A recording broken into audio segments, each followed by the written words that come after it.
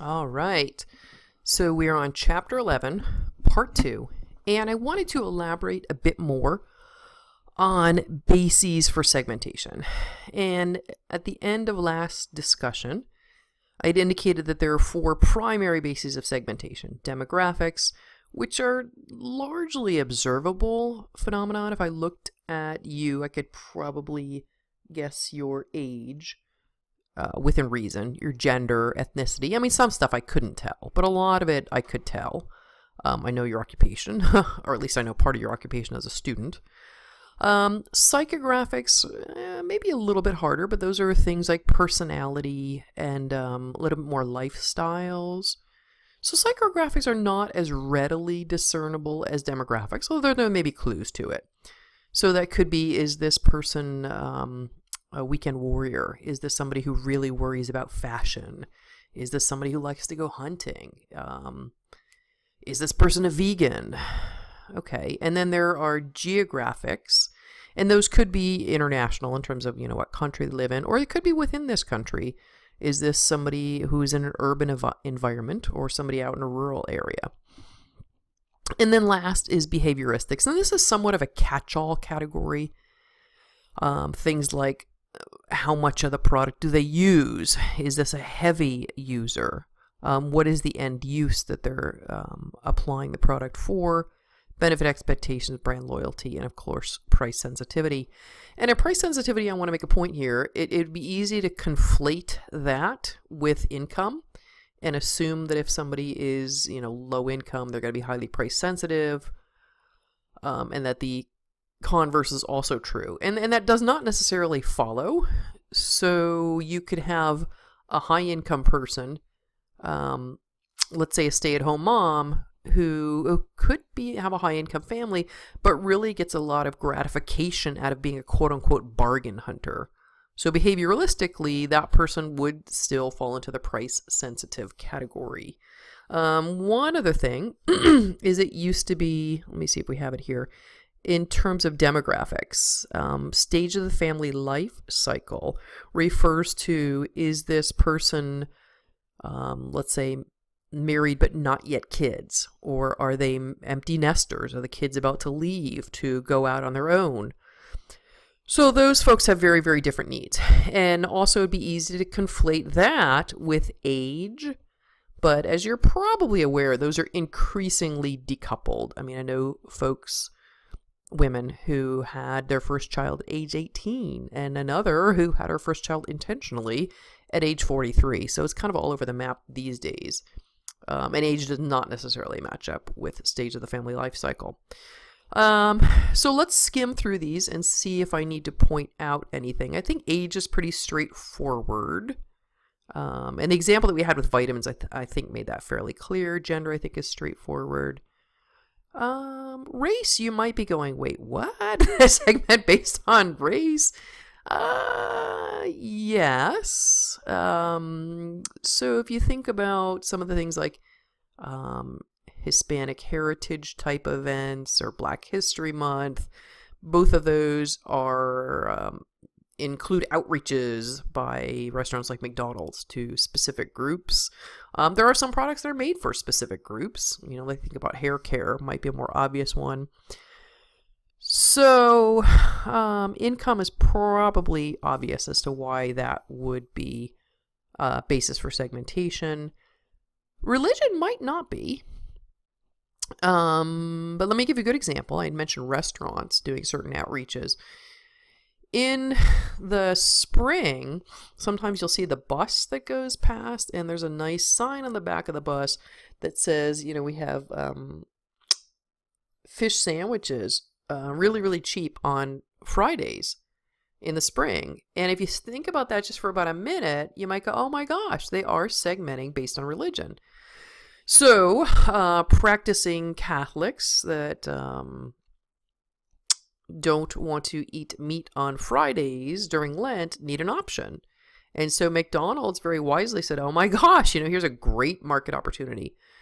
In some markets, McDonald's also reaches out to Muslims that are celebrating Ramadan, and they have ads that speak to the fact that, if you've been fasting all day, when the sun goes down, you're probably really, really hungry.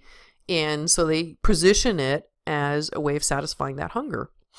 Okay, so psychographics, I'd mentioned that, personality attributes, motives, and lifestyles.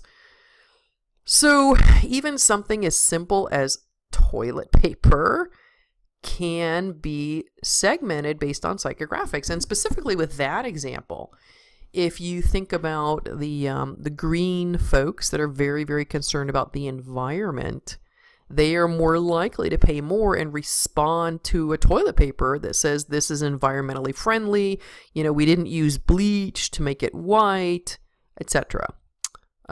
Geographic, I think this is actually a quiz or test question. But if you think about if you're reaching out for security systems, home alarm systems, are you going to target rural areas or urban areas? Well, I guess you could make an argument for both, depending on the crime rate in the area. But I think in a lot of instances, you might think about urban first, or at least positioning the product differently. So to that extent, you would have geographic segmentation. Another example is, what about skis or products that you use with skis? Those are going to be marketed differently depending on snow conditions. Okay, so moving onward, in the last video, I had mentioned the marketing mix in terms of product, price, place, and promotion. And a little bit more on that in terms of thinking about it, how external elements might impact that. So case in point, if you're marketing cereal, the first question is, what should the product look like? And you might say, wow, economic or political forces, what does that have to do with the product? Well, it has everything to do with it. So if there's a political move to try to limit the amount of sugar that kids are ingesting, case in point, this is actually an interesting time for that.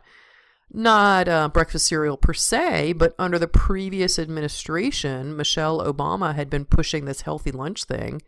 And according to the news, that is no longer going to be pushed. So wow, there you go. Political forces impacting the food products that children will be consuming. Or specifically, I guess you could say political/legal regulatory forces. So I'd invite you to consider outside elements and how those might impact either the product or the way it's distributed, or the price and or the promotion. So back to the sugary cereal thing, I think it's probably fairly easy to think about how political forces and or legal regulatory forces might impact advertising, unhealthy products to children. So all of those elements have to be considered in doing the marketing plan. Okay. And there's another kind of a write-up of some of the outside forces that have to be considered. Okay, so we talked about the marketing mix. We talked about the external marketing environment, that these must be analyzed in terms of how external factors influence the marketing mix. Ideally, this would be written up in some form of a marketing plan, which is a written discussion over how the company will market the product or service. And I'm going to give you some of the components of a marketing plan, some of the things that must be considered. Let me point out one. In various classes, you'll run across something called a SWOT analysis, which stands for strengths, weaknesses, opportunities, and threats. You'll get that in a general business class and also in a management class. And it's a very, very useful analysis. So I want to point out that strengths and weaknesses pertain to internal factors, strengths and weaknesses of the company. And this could be we have a very good distribution system, or it could be that's a strength. A weakness could be we don't have as much name recognition as our competitors. Opportunities and threats, on the other hand, are external factors. What type of opportunity is there in the external environment? So case in point, There's been a demographic shift in whatever country I'm marketing in, and more women are moving into the workforce. Well, if I'm marketing microwavable dinners, that might be a heck of an opportunity. A threat, these can take various forms. Let's say that, we'll stick with that example that I just gave you. In this particular country, whatever country it may be, more women are moving into the workforce. So if my company offers scrapbooking or offers patterns to make your own clothing at home, that would probably be a threat, because those women wouldn't have the time or the inclination or the energy to purchase my product. Okay, so moving forward a bit more, some other elements to consider in terms of the marketing plan. How do you gather the information that goes into the marketing plan? Well, that's where an MIS, or a marketing information system, would come in handy. And an MIS would look at internal figures, what are our sales, etc., and external data. That's where it would make sense to ask your customers, your suppliers, your competitors, where things stand with them. So here's a graphic on a particular MIS that's available. Okay, so a bit on marketing research. And before we get into this, I want to make a distinction between market research and marketing research. So market research is evaluating the particular market that I am targeting with my product. Marketing research is broader than that. So you can see the steps of marketing research, and this may or may not be stating the obvious, but the first step is to define the problem. Okay, so a bit more on the steps of marketing research, and a bit on where to find marketing information.